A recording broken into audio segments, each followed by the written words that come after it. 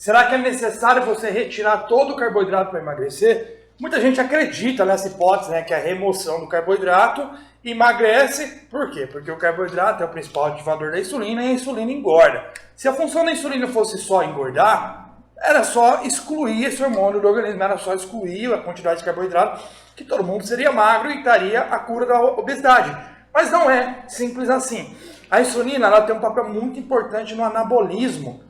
Ah, sim, para hipertrofia. Se a gente pensar na composição corporal, a insulina ela tem papel na atividade da mTOR. Ela ativa a síntese proteica e se tiver aminoácidos disponíveis, vai ter a síntese proteica. Ela vai potencializar a síntese proteica muscular, além de inibir o catabolismo muscular. Ela aumenta a glicogênese, a captação de glicose dentro da célula muscular, dentro do fígado, o que faz a síntese de glicogênio hepático e muscular. Então a insulina tem papéis importantes, inclusive na saciedade, tá? Então, quando a gente tem um baixo nível de insulina, a gente pode ter ali um aumento um pouco do apetite. Obviamente, a sensibilidade da insulina faz com que, mesmo com níveis baixos de insulina, a gente consegue ter uma ótima função, a atuação dela, porque a gente tem uma boa sensibilidade à insulina. Quando o indivíduo tem resistência à insulina, aí tem o problema, porque a resistência à insulina dificulta a atividade da insulina na célula e, consequentemente, a atividade da insulina fica sempre muito alta.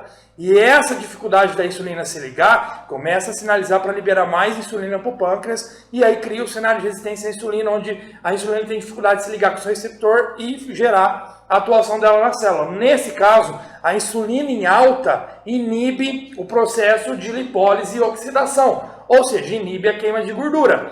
Nessa situação de resistência à insulina, quando se chega nesse estágio de resistência à insulina, primeiro a predisposição, segundo o hábito alimentar e exercício. Se a pessoa não pratica exercício e come demais, ganha peso rapidamente, ela pode estar encaminhando por uma resistência à insulina.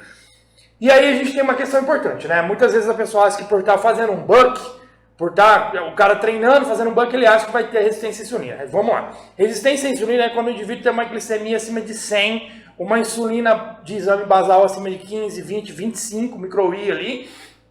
Ou seja, aí você pode caracterizar uma certa resistência à insulina, tá? O diabético, ele tem uma resistência à insulina, o pré-diabetes é uma resistência à insulina. Ou seja, não é porque você está em bulk que você vai ter resistência à insulina. Se tua insulina está abaixo de 10, tua sensibilidade à insulina está ótima. Ó, minha insulina desceu de 6 para 4. Não vai ter impacto significativo na composição corporal. O importante é manter ela abaixo de 10 ali, com 8 horas de jejum. E lógico, a glicemia em jejum, de pelo menos 8 horas de jejum, manter abaixo de 100. Algumas pessoas podem ter 102, 104, 105, porque algumas pessoas têm uma atividade da gliconeogênese ali durante o jejum, que acabam tendo a glicemia um pouquinho em cima. Mas aí você olha o contexto geral, a hemoglobina glicada, insulina, e você vai ver que os valores são normais em algumas pessoas. Então, algumas pessoas podem ter um pouquinho mais de glicemia naturalmente, sem alterar nada metabolicamente, sem influenciar na composição corporal. Então, a gente entende que a insulina é um problema quando há o excesso. Ah, então se eu comer muito carboidrato, eu vou ter muita insulina e aí eu vou inibir a queima de gordura. Mas aí tem uma questão. Quando a insulina está em alta, ela inibe a queima de gordura. Só que a atuação da insulina é rápida. Ou seja, a insulina ela tem uma subida rápida e uma degradação muito rápida. Ou seja, menos de 15 minutos, essa insulina já está diminuindo e normalizando depois de uma refeição. O problema é quando você mantém ela alta. E quando você mantém ela alta, tem um cenário de resistência à insulina que eu acabei de explicar. Tá? Então, a insulina dando um piquinho depois da refeição e diminuindo é necessário para controlar a glicemia de forma mais rápida.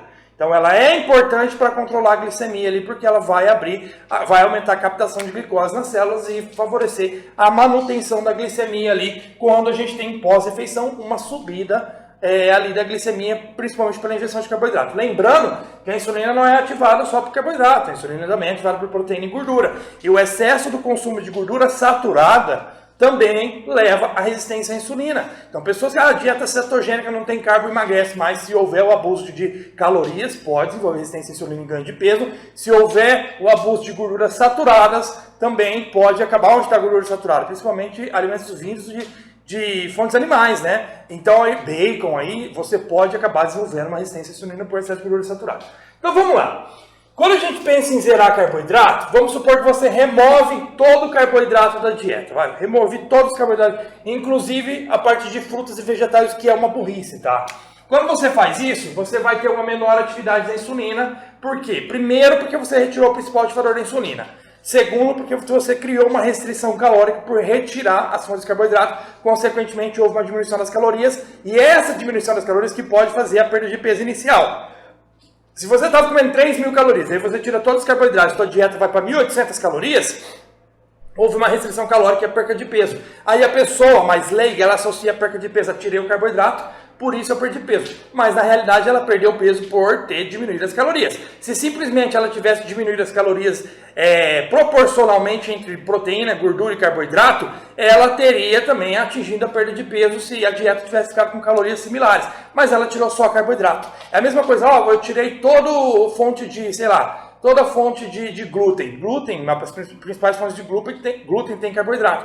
A pessoa associa isso com o emagrecimento. Na realidade, foi a diminuição da ingestão calórica que gerou o emagrecimento. Então vamos lá, você diminui a atividade de insulina pela remoção da ingestão de carboidrato e pela redução de calorias. Então a insulina ela vai ter uma normalizada e você vai ter uma perda de peso um pouco mais rápida, principalmente porque você vai ter uma depressão de glicogênio mais rápida. Não vai ter uma reposição de glicogênio por não ter ingestão de carboidrato. Lógico, a gliconeogênese vindo de aminoácidos, lactato, glicerol, vai fazer a manutenção da glicose. Essa glicose disponível também pode ser síntese de glicogênio, mas não é tão eficiente quanto a própria ingestão de carboidrato. Você vai melhorar a sensibilidade à insulina de forma rápida, de forma mais aguda, sim. Porque você houve a restrição calórica, a remoção de carboidrato e melhorou a sensibilidade à insulina. Só que ela só vai manter bem se você conseguir controlar a ingestão calórica e tem um porém. Se você remover frutas e vegetais, você pode estar encaminhando para problemas de saúde, principalmente cardiovasculares. A função da ingestão de frutas e vegetais é extremamente importante pelos compostos bioativos. Então a gente precisa ingerir quanto? Pelo menos 300, 400 gramas de vegetais, pelo menos 300 gramas de frutas por dia. E essa quantidade vai manter uma ingestão calórica controlada, porque a cada 100 gramas de frutas, às vezes, dependendo da fruta, você vai ter 40, 50, 60, 80 calorias. 100 gramas de vegetais, dependendo dos vegetais, você vai ter 5, 10, 15, 20, 40 calorias a cada 100 gramas. Ou seja, não vai impactar tanto assim e vai gerar saciedade, porque baixa densidade energética, ou seja, um volume grande e mesmo assim ter pouca caloria num volume grande de alimento, porque ele tem baixa densidade energética. Vai te gerar mais saciedade por estar mastigando um volume maior de alimentos e gerando aquela saciedade gástrica aqui, né? Vai liberar hormônios ali que sinalizam para a saciedade graças a esse volume de ingestão de alimentos, mesmo eles tendo poucas calorias, tá bom? Então você tem uma melhor sensibilidade à insulina mais rápido, só que a médio e longo prazo a sustentabilidade disso fica baixa, porque você vai retirar muitas calorias e isso pode aumentar muito o apetite, ainda mais perdendo muito peso. E aí, se você não conseguir sustentar e começar a extrapolar, comer muita gordura saturada, você pode ter resistência à insulina com o tempo, tá? Você vai ter o aumento da gliconeogênese, por quê? Quando você não tem a ingestão de carboidrato, você não consegue fazer uma boa manutenção da glicemia. E aí, a gliconeogênese que acontece com o fígado usa aminoácidos vindos da proteína, usa glicerol, que vem dos lipídios, dos triglicerídeos. E você também tem o uso de lactato, principalmente que é formado no treinamento para fazer a manutenção da glicemia pela gliconeogênese, tá bom? Então você acaba aumentando um pouquinho mais o catabolismo muscular, ainda mais porque a insulina vai estar um pouco mais embaixo. Você aumenta a lipólise. Por que você aumenta a lipólise? A quebra de gordura. Porque se não tem muita glicose disponível, a gente começa a recorrer ali para o uso do ácido gráfico. Beleza, vai queimar mais gordura? Você vai aumentar a oxidação de proteínas, né, aminoácidos e ácido gráfico.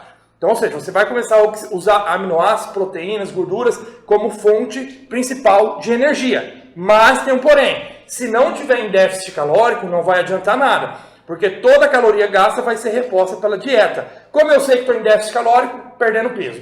Se não está perdendo peso, não está em déficit. Ou seja, se você tirou o carboidrato e mesmo assim está ganhando peso ou não está perdendo peso, você não está em déficit, consequentemente você não vai perder gordura. Por quê? Para perder gordura você tem que gastar mais do que você ingere. Se você gasta um tanto, mas você come a caloria proporcionalmente ao que você gastou, você está repondo o que foi gasto, tá? Ou seja, queimei 400 calorias de gordura ali no dia.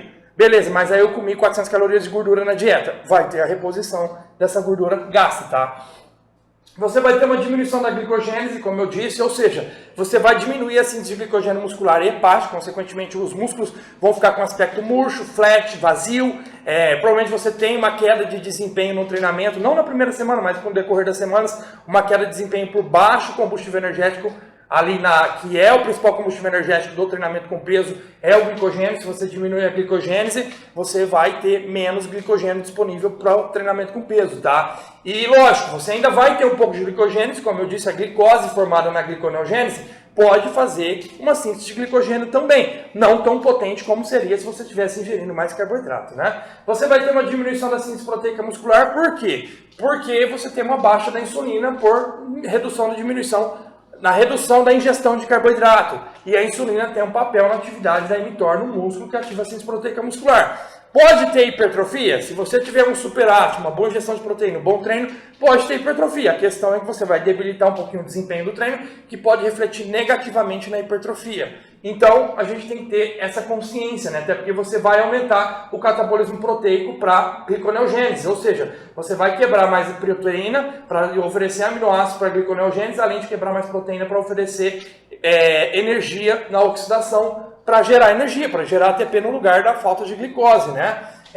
Você vai ter um aumento da formação de corpos cetônicos, ou seja, você vai começar a formar os corpos cetônicos, por quê? Você vai começar lá, não tem glicose disponível, só que aí você vai começar a lipólise, vai formar bastante acetil-CoA, obviamente você não vai queimar todo esse acetil-CoA ali na mitocôndria, e alguns deles vão começar a formar corpos cetônicos, que é um substituto energético para a glicose. Então você começa a trabalhar mais corpos cetônicos. Mas o músculo tem uma preferência de utilização da glicose, do glicogênio, para gerar energia. Ou seja, o corpo cetônico gera energia no músculo? Sim, só que com potencial menor do que seria com a glicose e glicogênio, né?